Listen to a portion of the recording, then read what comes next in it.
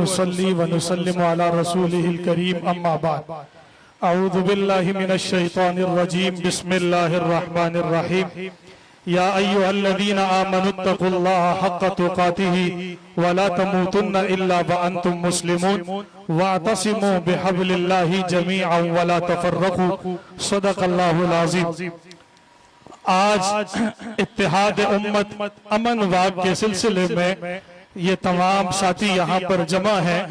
اللہ تبارک و تعالی نے سب سے پہلے قرآن مجید میں اتحاد امت کا پیغام نبی کریم صلی اللہ علیہ وسلم کے ذریعے صحابہ اکرام رضوان اللہ تعالی علیہ مجمعین کو دیا، اور نبی کریم صلی اللہ علیہ وسلم نے صحابہ کی ایسی تربیت فرمائی کہ صحابہ کا اتحاد اتفاق ہوا، جس کی وجہ سے صحابہ ساری دنیا پر چھا گئے۔ لیکن اصول دو رکھے۔ پہلا اصول یہ رکھا، یا ایھا الذین آمنوا، اے ایمان والو، اتقوا اللہ، اللہ تبارک و تعالی سے ڈرو، حق تقاتہ، جیسے اس سے ڈرنے کا حق ہے، ولا تموتن الا وانتم مسلمون، تمہیں موت اس حال میں آنی چاہیے کہ تم مسلمان ہو۔ مخاطب اللہ تبارک و تعالی اہل ایمان والوں سے ہے، گویا اتفاق اتحاد ایمان والوں کا ہی بن سکتا ہے۔ اسی لیے اللہ تعالیٰ نے دوسری مقام پر یوں ارشاد فرمایا، یا ایھا الذین آمنوا، اے ایمان والو،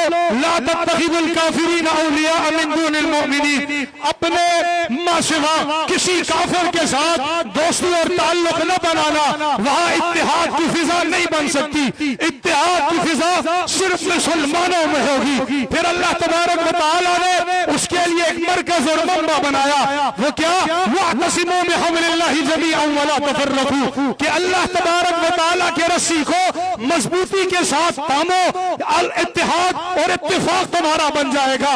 اللہ تبارک و تعالیٰ کی رسی کو مضبوطی سے تھامنے والے گروہ صحابہ اکرام رضوان اللہ تعالی علیہ مجمعین ہے۔ اللہ کی رسی کیا ہے؟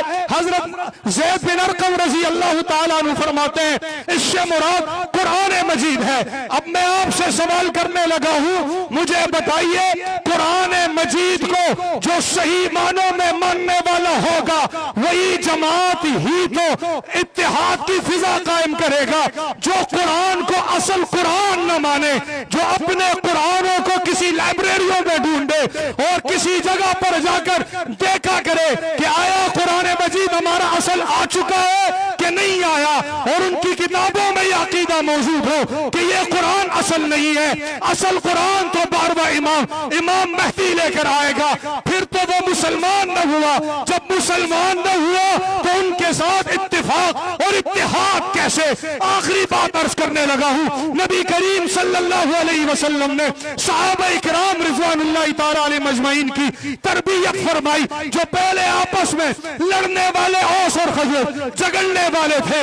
جب صحابہ اکرام نبی کریم صلی اللہ علیہ وسلم کی شاگردی میں آئے، اتفاق ہوا، اتحاد ہوا، والذین معہ اشداء علی الکفار رحماء بینہم کا مصداق صحابہ بن گئے۔ پھر چھا گئے کفر پر، پھر توڑے ہی تھے، 313 تھے تو 1000 پر چھا گئے، 3000 تھے تو 10,000 پر چھا گئے، 10,000 لے کر نکلے، 30,000 پر چھا گئے، 30,000 کا لشکر نکلا، 1.5 لاکھ پر چھا گئے، کیونکہ صحابہ آپس میں متفق تھے، اتحاد تھا۔ آج مسلمانوں کو یہی پیغام علامہ اقبال نے دیا تھا، جلا ڈالی تھی کشتیاں تم نے اندلس کے ساحل پر، مسلمانوں پھر تمہاری تاریخ دہرانے کا وقت آیا ہے۔ چلے تھے جہاں سے 313 تم مسلمانوں، پھر انہی ماضی کی راہوں میں لٹانے کا دن آیا۔ وآخر دعوانا